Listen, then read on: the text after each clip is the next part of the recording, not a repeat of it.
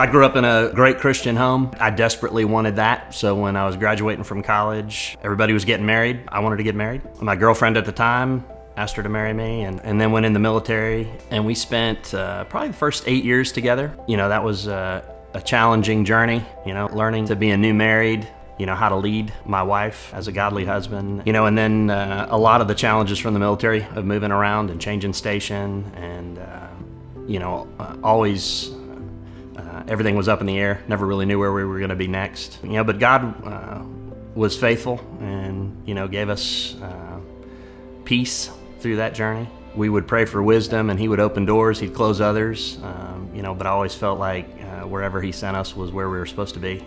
Got pregnant with our first child we called Baby Curry number 1. I lost that one, and so looking forward to meeting them someday in heaven. But right on the heels of that, she got pregnant with Emma, and then a couple years later with Ethan.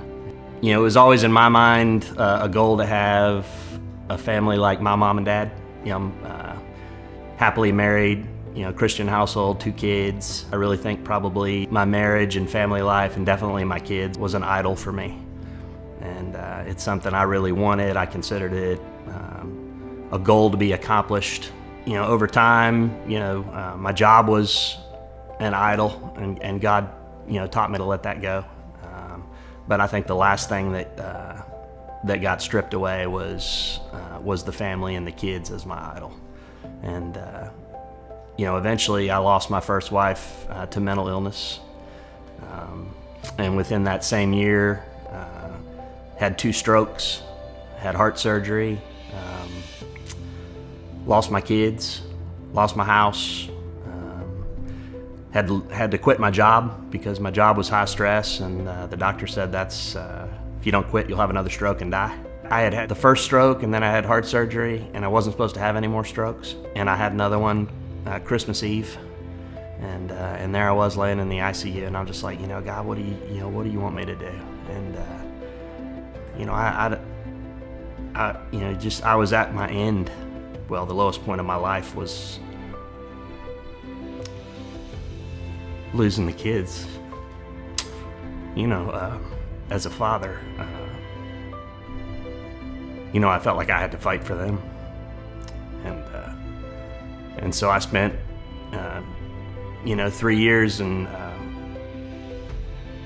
all my time, all my money, and most of my prayers, fighting to get them back. I'd take them home at the end of the visitation every other weekend, and they'd be just broken, and that was I'd say that was the hardest walk of my life, because I just wanted to take my kids and just disappear, and so they'd be safe, and they wouldn't have to go through what they were going through. At the end of it, we found a favorable judge who loved the Lord in Alabama, and with tears in his eyes, he told me that he was so sorry, and he took the kids and rescued them, gave me full custody, and said, take those kids to Texas today. And so we jumped in the car and drove to Texas.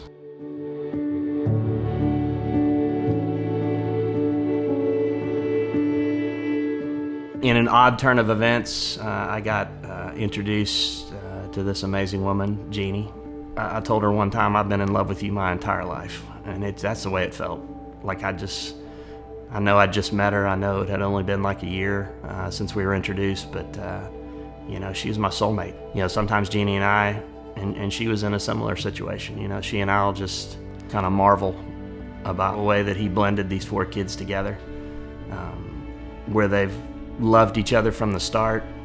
They're best friends. They laugh. It's like they've been together since their birth, and it's just, there's no other explanation for that, other than God the Father. My mentor, he had shared that scripture with me about if you pray for wisdom and believe it, God will give it to you. I just prayed for him to tell me what I was supposed to do with my life and how I was supposed to use all these challenges for him. I'm blessed with this opportunity to welcome people at the door at church on Sundays, and This guy just came up to me one day. He heard me talking to my daughter about the stroke, and he walked up and said, "Hey, I've had a couple strokes. Can I talk to you about that?" Just out of the blue. And the way in His perfect timing, just out of nowhere, He'll give you a chance, to use your story to encourage others. I wish I hadn't had 2 strokes, but boy, now that I have, it's good to see that He uses that.